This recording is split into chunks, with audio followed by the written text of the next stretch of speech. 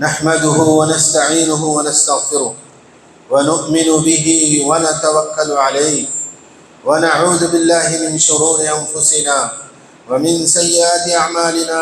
من يهده الله فلا مضل له ومن يضلله فلا هادي له، وأشهد أن لا إله إلا الله وحده لا شريك له، وأشهد أن محمدا عبده ورسوله صلى الله عليه وعلى آله وصحبه أجمعين وعلى من اتبعهم بإحسان إلى يوم الدين. أما بعد، فإن أصدق الحديث كتاب الله، وخير الهدي هدي محمد صلى الله عليه وسلم، وشر الأمور محدثاتها، وكل محدثة بدعة، وكل بدعة ضلالة، وكل ضلالة في النار. فأعوذ بالله من الشيطان الرجيم. بسم الله الرحمن الرحيم. يا أيها الناس اتقوا ربكم الذي خلقكم من نفس واحدة وخلق منها زوجها وبث منهما رجالا كثيرا ونساء، واتقوا الله الذي تساءلون به والأرحام إن الله كان عليكم رقيبا. يا أيها الذين آمنوا اتقوا الله حق تقاته ولا تموتن إلا وأنتم مسلمون. يا أيها الذين آمنوا اتقوا الله وقولوا قولا سديدا يصلح لكم أعمالكم ويغفر لكم ذنوبكم، ومن يطع الله ورسوله فقد فاز فوزا عظيما. وقال تعالى في موضع آخر: قل إن صلاتي ونسكي ومحياي ومماتي لله رب العالمين لا شريك له وبذلك أمرت وأنا أول المسلمين. تمام قسم کی تعریفیں، ہر طرح کی تعریفیں اس بابرکت ذات کے لیے ہے جو تمام جہانوں کی مالک ہے، خالق ہے، رازق ہے، اور جو آپ کا اور میرا معبود برحق ہے. اور تمام انبیاء پر اور ہمارے نبی محمد صلی اللہ علیہ وسلم پر درود و سلام ہو. محترم حضرات اور خواتین اسلام، آج کے اس خطبے کا میرا عنوان ہے قربانی اور اس کا سبق. یعنی قربانی سے ہم کو کیا سبق حاصل کرنا چاہیے اور وہ سبق ہم نے کتنا حاصل کیا، دنیا کی زندگی میں کتنا حاصل کر رہے ہیں اور کتنا کیا ہے اور کتنا اور مزید کرنا ہے. یہ میرا عنوان ہے، یہ میرا موضوع ہے آج کے خطبے کا. محترم حضرات، چند دن ہیں باقی ہیں، آپ ہم سب قربانی کرنے والے ہیں انشاءاللہ. مسلم محلوں میں، مسلم گھروں میں قربانی کا جوش ہوگا، جانور لائے جائیں گے، بکرے کاٹے جائیں گے. لیکن قربانی کا مقصد کیا ہے اور اس کا سبق کیا ہے، قربانی کیوں کی جاتی ہے، یہ اس کو بھولنا نہیں چاہیے، اس کو جاننا چاہیے. یا جو قربانی ہم دے رہے ہیں کیا صرف گوشت کھانا اور شوق پورا کرنا ہے؟ جو عید آنے والی ہے گوشت کھائیں اور شوق پورا کریں، ایسی بات نہیں ہے. بلکہ قربانی کا ایک مقصد یہ ہے کہ قربانی قربان ہو جانا، قربانی قربان کر دینا. کس کے لیے؟ اللہ کے حکموں کے لیے، اللہ کے نبی رسول اللہ صلی اللہ علیہ وسلم کے حکموں کے لیے اپنے آپ کو قربان کر دینا، اپنی خواہشات کو قربان کر دینا، اپنی آرزوؤں کو قربان کر دینا، اپنی ہر چیز، جان مال اور جو کچھ بھی ہمارے پاس ہے اس کو اللہ کے حکموں کو پورا کرنے کے لیے، اللہ کے نبی رسول اللہ صلی اللہ علیہ وسلم کے حکموں کو پورا کرنے کے لیے قربان کر دینا. اسی کو قربانی کہتے ہیں. اور قربانی کا سب سے بڑا سبق یہ جو نفس ہے نا، اس نفس کو ذبح کرنا. قربانی کا مطلب صرف یہ نہیں ہے کہ جانور کو ذبح کر دیا جائے اور چھوڑ دیا جائے، نہیں، وہ بھی قربانی ہے. اور اس سے بڑھ کر سب سے بڑی قربانی یہ ہے جو ہمارے سینے میں نفس امارہ، جو ہر لحظہ ہر وقت برائی کا حکم دیتا ہے، برائی کے وسوسے لاتا ہے، برائی کا خیال پیدا کرتا ہے، اس کو اپنے ہاتھوں سے ذبح کرنا، اور اس کی خواہشات کو مارنا اور اس کی خواہشات کو کچلنا، نفس امارہ کو، یہ سب سے بڑا سبق ہے قربانی کا۔ جو شخص جانور کو ذبح کرنے سے پہلے اپنے نفس کو مارتا ہے، اپنے نفس کو ذبح کرتا ہے اور اپنے نفس کو قربان کرتا ہے، اسی کی قربانی حقیقت میں قربانی ہے، اور اسی کی قربانی نفس کی سب سے پہلے نفس کی قربانی دے کر وہ اپنے جانور کی قربانی دیتا ہے۔ ایسا نہیں ہے کہ بس اس کا نفس کھا کھا کر تو موٹا ہو رہا ہے، جائز اور ناجائز خواہشات میں وہ لت پت ہے، اور حرام اور حلال میں اور کی تمیز کے بغیر اپنی خواہشات اس دنیا میں پورا کر رہا ہے، اور اس کو کسی کا پاس و لحاظ نہیں ہے، اللہ کے حکموں کا پاس و لحاظ نہیں ہے، اللہ کے نبی رسول اللہ صلی اللہ علیہ وسلم کے حکموں کا پاس و لحاظ نہیں ہے۔ اس کی عملی زندگی، اس کی معاشی زندگی، اس کی کمائی والی زندگی حرام کی کمائی ہے، اور ہمیشہ جو ہے وہ اپنے لقمے میں حلال اور حرام کا خیال نہیں رکھتا ہے، جائز ناجائز کا خیال نہیں رکھتا ہے۔ لیکن جب عید قربان آتی ہے تو سب سے بڑا جانور وہ ذبح کر دیتا ہے اور کھاتا ہے۔ اس کو قربانی نہیں کہتے ہیں۔ قربانی اس کو محترم حضرات، قربانی اس کو ہرگز نہیں کہتے ہیں۔ قربانی سب سے پہلے اپنے نفس کی قربانی ہے، اور اپنی جان کی قربانی ہے، اپنی مال کی قربانی ہے، اللہ کے راستے کے لیے، اللہ کے حکموں کو پورا کرنے کے لیے، اللہ کے نبی رسول اللہ صلی اللہ علیہ وسلم کے حکموں کو کسی طرح میں میرے زندگی میں اللہ کا حکم پورا ہو، اور اللہ کے نبی رسول اللہ صلی اللہ علیہ وسلم کی سنت پوری ہو، چاہے میرا کچھ بھی چلا جائے، چاہے جان چلی جائے، چاہے مال چلا جائے، سب کچھ نقصان ہو جائے، لیکن میرے رب کا حکم ہو اور میں پورا ہو، اور میرا رب مجھ سے راضی ہو، اور رسول اللہ صلی اللہ علیہ وسلم کی سنت میری زندگی میں آئے، یہ ہے حقیقت میں قربانی۔ عزیز حضرات، اللہ تعالیٰ مجھے بھی آپ کو اس طرح کا ایثار اور اس طرح کے قربانی کا جذبہ اپنے اندر اللہ کے لیے، اللہ کے حکموں کے لیے، اللہ کے نبی رسول اللہ صلی اللہ علیہ وسلم کے حکموں کے لیے پیدا کرنے کی توفیق عطا فرمائے۔ محترم حضرات، یہ دنیا خواہشات کی دنیا ہے، یہ دنیا ارمانوں کی دنیا ہے، یہ دنیا ایسی دنیا ہے کہ جس میں آدمی زندگی گزار کر اپنی تمام خواہشات پورا کرنا چاہتا ہے، لیکن مومن کی خواہشیں اس دنیا میں پوری ہوتی نہیں ہیں، مومن کی آرزویں اس دنیا میں ادھوری ہی رہتی ہیں، مومن کی خواہشات اس دنیا میں ادھوری ہی رہتے ہیں، کیونکہ وہ اس دنیا میں وہ یہ سوچتا ہے کہ میری خواہشات پوری کرنے کی جگہ جنت ہے، میرے ارمان پورے کرنے کی جگہ جنت ہے، وہاں میں پورا کروں گا، کیونکہ اللہ کے نبی رسول اللہ صلی اللہ علیہ وسلم نے فرمایا، الدنیا سجن المؤمن و جنت الکافر، دنیا مومن کے لیے قید خانہ ہے اور کافر کے لیے جنت ہے۔ ظاہر بات ہے، قید خانے میں قیدی جب کھاتا ہے، پیتا ہے، اپنی خواہشات کو پورا کرتا ہے تو محدود انداز سے ہی پورا کرتا ہے، لامحدود انداز سے نہیں پورا کرتا ہے، اب اس کی ہر خواہش محدود ہوتی ہے۔ بالکل اسی طرح اللہ کے نبی رسول اللہ صلی اللہ علیہ وسلم نے مثال دیتے ہوئے فرمایا، مومن اس دنیا کی زندگی میں حلال حرام کی تمیز، لین دین میں، معاملات میں، خاص طور پر لین دین میں، معاملات میں آدمی کا تقوی جانچا جاتا ہے۔ آدمی بہت پرہیزگار ہوگا، بہت نمازیں پڑھنے والا ہوگا، بہت تہجد گزار ہوگا، لیکن مسجد کی سیڑھیاں اترتے ہی اس کا سلوک کیسا ہے یہ دیکھا جائے گا، اس کی زبان کیسی ہے یہ دیکھا جائے گا، اس کا معاملہ کیسا ہے یہ دیکھا جائے گا، اس کا لین دین کیسا ہے یہ دیکھا جائے گا، پڑوس کے ساتھ اس کا سلوک کیسا ہے یہ دیکھا جائے گا، ماں باپ کے ساتھ اس کا سلوک کیسا ہے یہ دیکھا جائے گا۔ آدمی کا تقوی، آدمی کی پرہیزگاری یہاں معلوم ہوتی ہے۔ تو بہرحال لین دین میں، تعلقات میں، معاملات میں اپنے آپ کو متقی بنائے رکھنا، اپنے آپ کو پرہیزگار بنائے رکھنا انتہائی ضروری ہے۔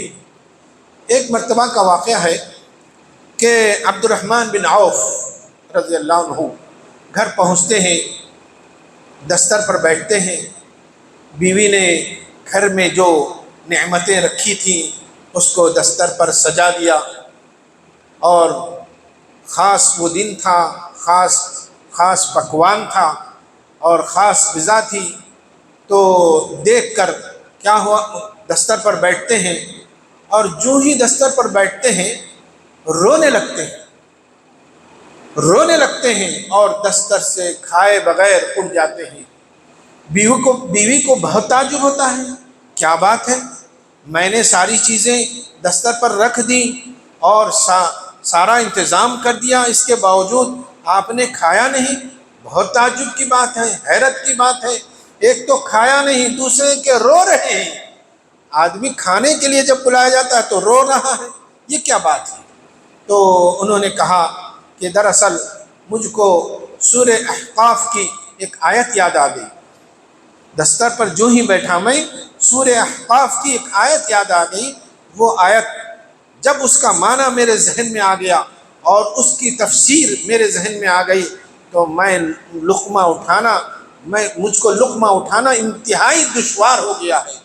وہ آیت یہ ہے کہ اللہ تعالیٰ فرماتا ہے سورہ احقاف آیت نمبر 20 میں، وَيَوْمَ يُعْرَضُ الَّذِينَ كَفَرُوا عَلَى النَّارِ أَذْهَبْتُمْ طَيِّبَاتِكُمْ فِي حَيَاتِكُمُ الدُّنْيَا وَاسْتَمْتَعْتُمْ بِهَا فَالْيَوْمَ تُجْزَوْنَ عَذَابَ الْهُونِ بِمَا كُنْتُمْ تَسْتَكْبِرُونَ فِي الْأَرْضِ بِغَيْرِ الْحَقِّ وَبِمَا كُنْتُمْ تَفْسُقُونَ۔ اس آیت کا معنی اور مطلب اس طرح ہے کہ قیامت کے دن جب کافروں کو لایا جائے گا، جہنم کے سامنے ان کو کھڑا کر دیا جائے گا اور کہا جائے گا، اے کافروں، دنیا کی زندگی میں تم نے خوب مزے اڑائے، خوب مزے لوٹے، زبان کے مزے لوٹے، منہ کے مزے لوٹے، پیٹ کے مزے لوٹے، پیٹ کے نیچے شرمگاہوں کے مزے لوٹے اور اپنی خوب خواہشات کو خوب یعنی انداز سے تم نے پورا کر لیا۔ اب تم مزے لوٹ لیے، اب تم کو یہاں مزہ نہیں بلکہ تم کو سزا دی جائے گی، عذاب الہون، تم کو رسوا کن ذلت والا عذاب تم کو یہاں دیا جائے گا کیونکہ تم نے دنیا کی زندگی میں پابندی سے نہیں گزاری۔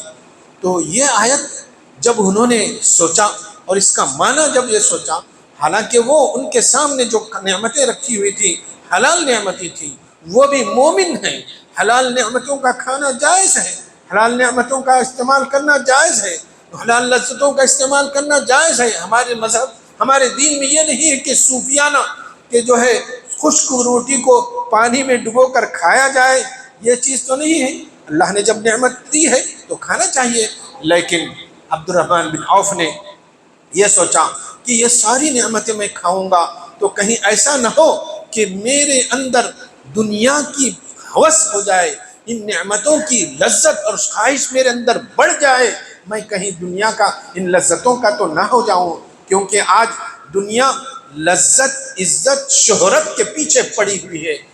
دنیا آج ہم دیکھتے ہیں ہر شخص دور دور سے لذت کے پیچھے پڑا ہوا ہے، کہاں نہاری بہترین ملتی ہے، 2 کلومیٹر 4 کلومیٹر پہنچ کر جو ہے وہاں جا کر کھایا جاتا ہے۔ کتنی افسوسناک بات ہے، لذت، عزت، دولت، شہرت، یہ 4 تا کے پیچھے آج ہر انسان دوڑ رہا ہے، بھاگ رہا ہے۔ تو عبد الرحمن بن عوف نے سوچا کہ مجھ کو یہ آیت یاد آ گئی اور اس لیے جو ہے میں اٹھ گیا اور رونے لگا۔ تو بیوی کو انہوں نے یہ کہا۔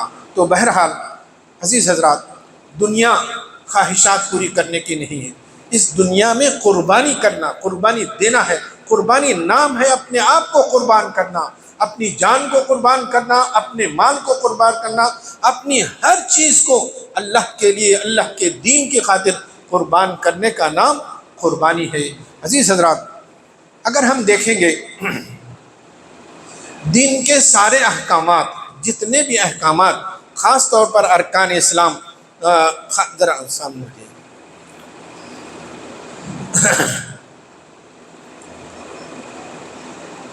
اللہ تعالیٰ مجھے بھی اللہ کا کلام پڑھا جا رہا ہے، اللہ کے نبی رسول اللہ صلی اللہ علیہ وسلم کا کلام پڑھا جا رہا ہے، مجھے بھی اس کلام کی عزت کرنے کی توفیق عطا فرمائے اور آپ کو اس کلام کرنے کی بھی عزت کرنے کی توفیق عطا فرمائے۔ تو میں یہ کہہ رہا تھا، ہاں، شریعت کے جتنے بھی احکام ہیں ان تمام احکام میں قربانی ہے، تربیت ہے، نشانہ پورا کرنا ہے، 3 چیزیں ہیں۔ یعنی قربانی دینا، ایمان اور یقین کی تربیت حاصل کرنا۔ جب تک قربانی نہیں دی جائے گی، جب تک ایمان و یقین کی تربیت حاصل نہیں ہوگی، اور جب تک ایمان و یقین کی تربیت اور قربانی نہیں دی جائے گی، ایمان و یقین کا نشانہ اور قربانی کا نشانہ پورا نہیں ہوگا۔ آئیے ذرا غور کرتے ہیں میرے اس بات پر۔ سب سے پہلے کلمہ توحید لا الہ الا اللہ، اس کلمہ توحید کو پڑھ کر ایک آدمی اسلام میں داخل ہوتا ہے، ایمان میں داخل ہوتا ہے، لیکن یہ کلمہ، اس کے پیچھے بہت ساری بڑی قربانی ہے، اور اس کے لیے، اس کی شرطوں کو پورا کرنے کے لیے، اس کے تقاضوں کو پورا کرنے کے لیے انتہا درجے کی قربانی دینا پڑتا ہے، اور مومن دیتا ہے، دے کر ایمان و یقین کی تربیت حاصل کرتا ہے۔ اور یہ تربیت اور یہ قربانی عمر بھر کی ہے۔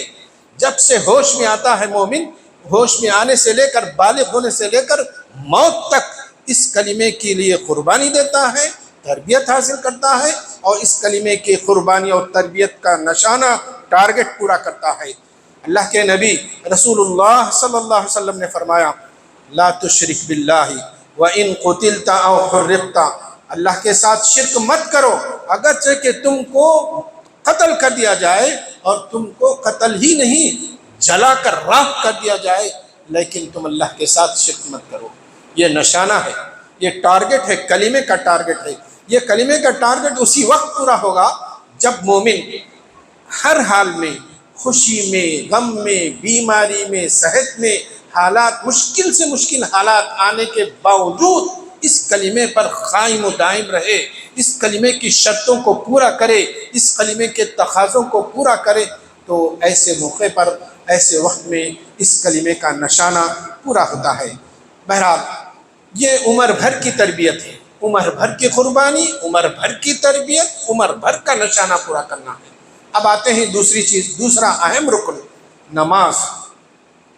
نماز بغیر قربانی کے پوری نہیں ہوتی، ادا نہیں ہو سکتی۔ نماز ڈیلی یعنی روزانہ کی قربانی، روزانہ کی ایمان و یقین کی تربیت، اور روزانہ کا یقین پورا کرنا، ٹارگٹ پورا کرنا۔ نماز 5 وقت کی نماز ہے۔ مومن نماز کے آداب کے ساتھ، خشوع خضوع کے ساتھ، اس کو تمام یعنی پوری توجہ کے ساتھ دل کو لگا کر روزانہ کی تربیت حاصل کرتا ہے، اور 5 وقت کی نماز ادا کرتا ہے۔ تو یہ روزانہ کی تربیت ہے۔ اللہ کا بہت بڑا کرم ہے، اللہ کا بہت بڑا احسان ہے کہ اللہ نے ہم کو مسلمان بنایا، اور مسلمان اور مومن بنا کر مرتے دم تک مسلمان اور مومن رہنے کا انتظام بھی کیا۔ مرتے دم تک مسلمان اور مومن بنے رہنے کا انتظام بھی کیا، کیونکہ صرف مسلمان ہونا کافی نہیں ہے، صرف مومن ہونا کافی نہیں ہے، مرتے دم تک مومن رہنا اور آخری دم تک مسلمان رہنا، یہ ہے اہم بات۔ اللہ تعالیٰ فرماتا ہے وَلَا تَمُوتُنَّ إِلَّا وَأَنْتُمْ مُسْلِمُونَ، تمہیں موت اس حال میں آئے کہ تم مومن بنے رہو، مسلمان بنے رہو۔ اور رسول اللہ صلی اللہ علیہ وسلم نے فرمایا من کان آخر کلامہ لا الہ الا اللہ دخل الجنہ، جس کا آخری کلام اس دنیا سے لا الہ الا اللہ ہو، وہ جنت میں داخل ہوگا۔ تو کسی کا آخری کلام اس دنیا سے جاتے ہوئے لا الہ الا اللہ کب ہوگا؟ جب اس نے اس کے لیے قربانی دیا ہوگا، اس کی تربیت حاصل کیا ہوگا۔ اگر اس کے بجائے اس نے پیسے کے لیے قربانی دیا ہوگا، پیسے کی مادے کے لیے، اور اس کے لیے، تو اس کو تو وہ تربیت ہی حاصل نہیں ہوگی۔ کیونکہ انسان جب مرتا ہے تو آخر وقت میں جو چیز اس کے دل و دماغ پر سوار ہوتی ہے، وہی وہ کلمہ کہتا ہے۔ عام طور پر بڑے بڑے بزنس مینوں کو ہم نے دیکھا کہ مرتے وقت یہ کہتے ہیں کہ فلاں اگریمنٹ پورا کر لو، فلاں جگہ میرا پلاٹ ہے، فلاں جگہ۔ کیوں؟ اس نے زندگی میں اسی کو اہمیت دی ہوگی، زندگی میں اس نے اسی چیز کو اہمیت دیا ہوگا، اسی لیے آخر میں موت کے وقت اس کو وہی یاد آتا ہے۔ لیکن مومن ایسا نہیں ہوتا، مومن کی شان ایسی نہیں ہے، مومن کا طریقہ ایسا نہیں ہوتا۔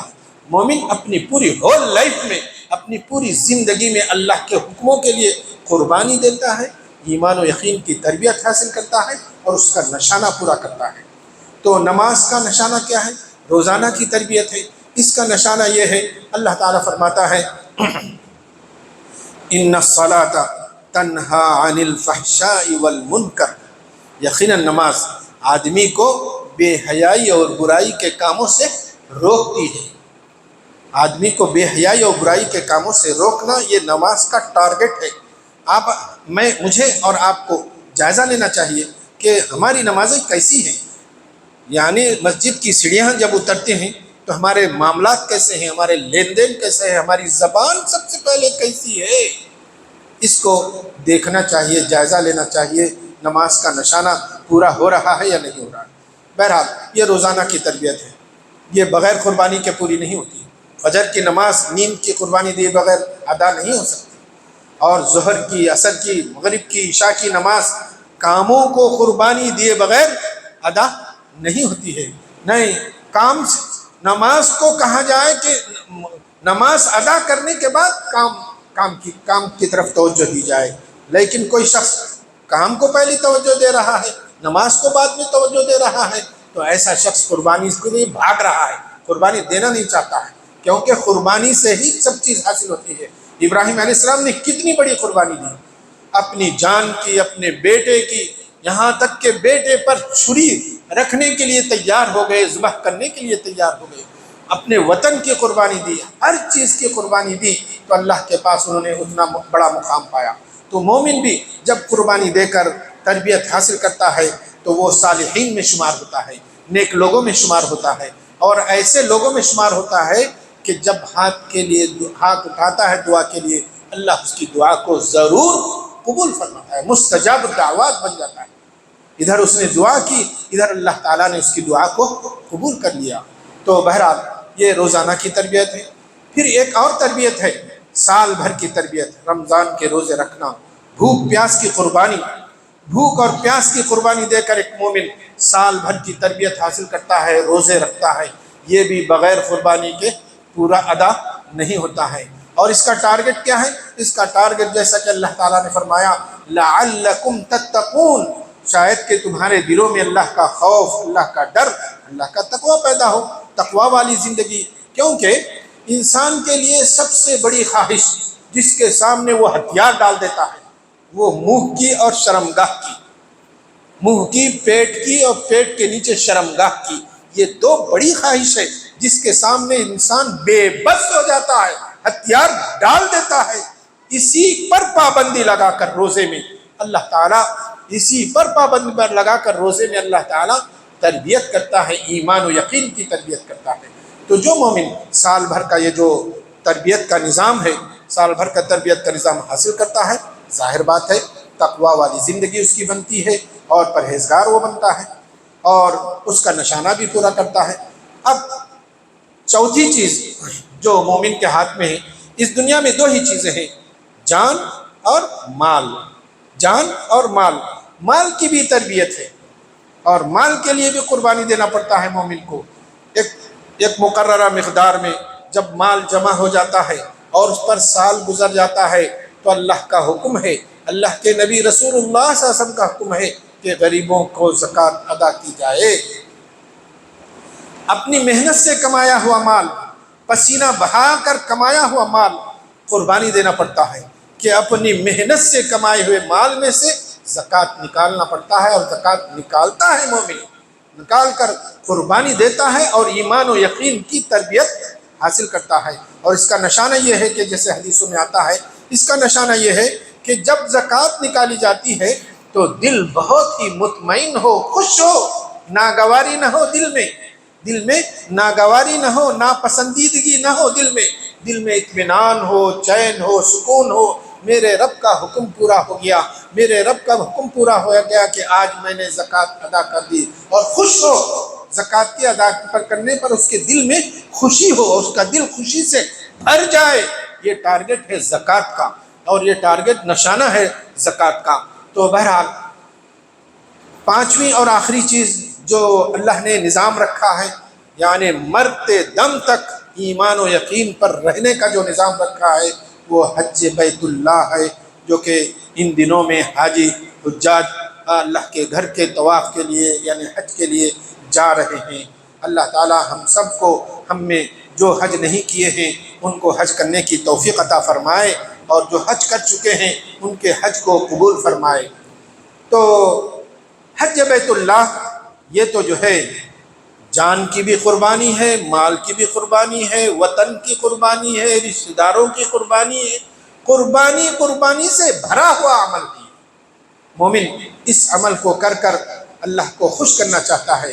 مومن اپنی جان، اپنا مال ہتھیلی میں لے کر اللہ کے دربار میں پہنچتا ہے کہ اے میرے رب، میری جان کچھ بھی نہیں، میرا مال کچھ بھی نہیں، اصل چیز تیری رضامندی ہے اور تیری خوشی ہے، اور تیرے دربار میں حاضر ہونا یہ اصل چیز ہے، اور تیرے گھر کعبۃ اللہ کو نظروں سے دیکھنا یہ میری تمنا ہے اور میری آخری خواہش ہے۔ یہ مومن اس طرح سے کہہ کر بیت اللہ، کعبۃ اللہ پہنچتا ہے اور حج کرتا ہے۔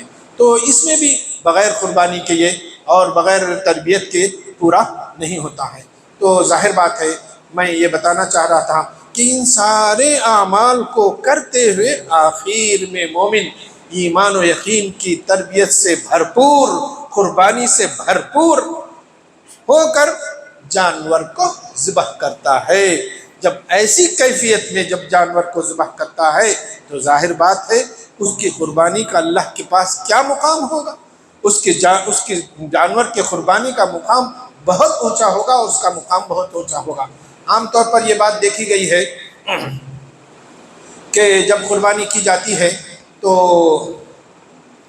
بعض اوقات بعض اپنے لوگ تذکرہ کرتے ہیں کہ میرا جانور ایسا تھا، میرا جانور ایسا تھا، اتنا موٹا تھا، اتنا خرچ کا تھا، 1 لاکھ کا تھا، 2 لاکھ کا تھا، 1.5 لاکھ کا تھا۔ اس طرح سے تذکرے نہیں کرنا چاہیے۔ اس طرح سے آپ نیکی کر رہے ہیں، نیکی کو چھپائیے، نیکی کو چھپائیے۔ تو آپ نیکی کا کام کر رہے ہیں، اس طرح سے تذکرے نہیں کرنا چاہیے۔ زیادہ سے زیادہ ہم کو ریاکاری، دکھاوے سے بچنے کی کوشش کرنا چاہیے۔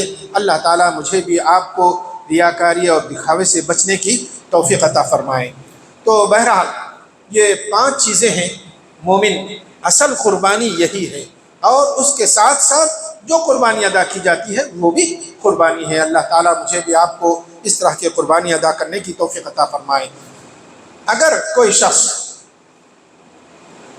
دنیا کی زندگی میں قربانی نہیں دیتا ہے، مومن ہو کر بھی قربانی نہیں دیتا ہے، تربیت ایمان و یقین کی حاصل نہیں کرتا ہے، اور اس کے نشانے کو پورا نہیں کرتا ہے، تو اس کے اندر چند صفتیں پیدا ہوتی ہیں۔ یعنی وہ اپوزٹ والا ہو جاتا ہے، یعنی مخالف ذہن کا ہو جاتا ہے۔ وہ اس کی سوچ مخالف بن جاتی ہے، اور اس کی سوچ، اس کے عمل مخالف بن جاتے ہیں۔ وہ کیسے ہوتا ہے وہ بھی میں آپ کو آخر میں اللہ کے نبی رسول اللہ صلی اللہ علیہ وسلم کی ایک حدیث سنا کر بات کو، خطبے کو ختم کرتا ہوں۔ اللہ کے نبی رسول اللہ صلی اللہ علیہ وسلم نے ایک حدیث جس کو ابو ہریرہ رضی اللہ عنہ روایت کیا ہے، مسند امام احمد میں امام احمد بن حنبل نے اس حدیث کو ذکر کیا ہے، اور شیخ البانی نے اس کو صحیح کہا ہے۔ اللہ تعالیٰ ایسے بندوں کو پسند کرتا ہے جن کے اندر توبہ، ان اللہ یحب التوابین ویحب المتطہرین، یقیناً اللہ تعالیٰ توبہ کرنے والوں کو پسند فرماتا ہے اور ہمیشہ پاک و صاف رہنے والوں کو پسند کرتا ہے۔ اپنے دل کو شرک سے، بدعت سے پاک رہنے والوں، پاک و صاف کرنے والوں کو، اور اپنے اعمال کو گناہوں سے پاک رکھنے والوں کو پسند کرتا ہے۔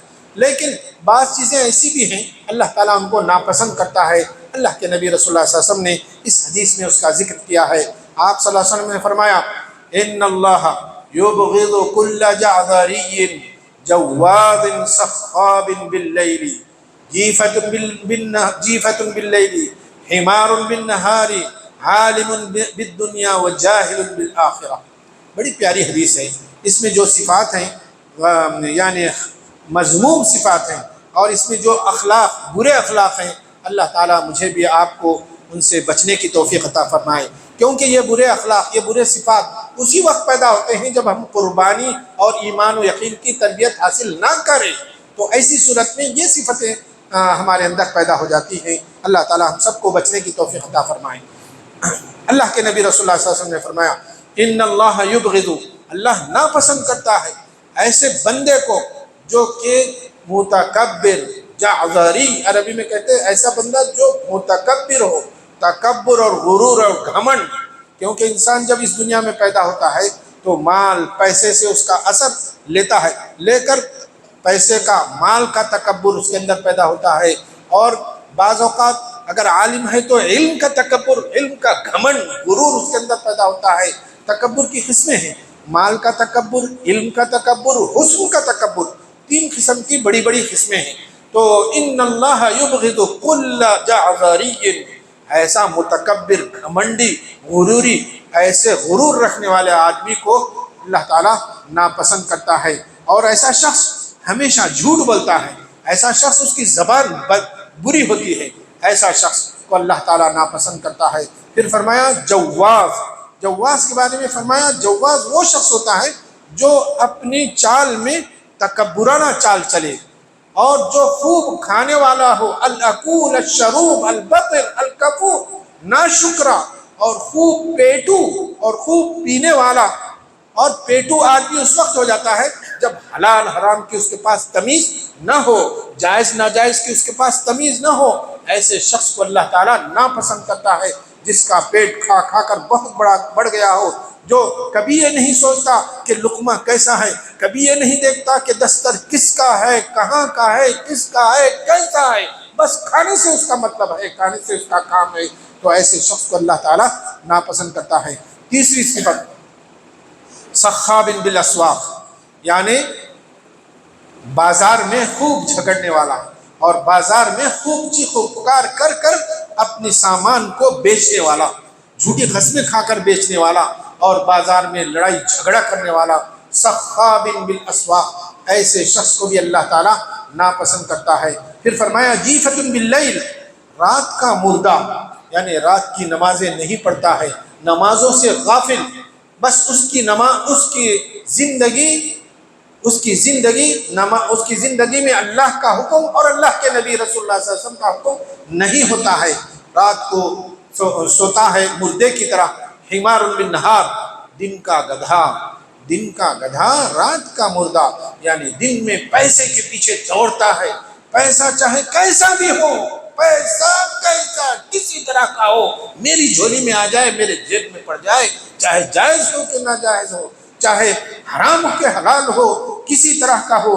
دھوکہ دینا، چیٹنگ کرنا اور کسی کو جو ہے چونا لگانا، اس کی عادت بن جاتی ہے، اور جھوٹ بولنا اس کی عادت بن جاتی ہے. تو ایسے شخص کو اللہ تعالیٰ ناپسند کرتا ہے.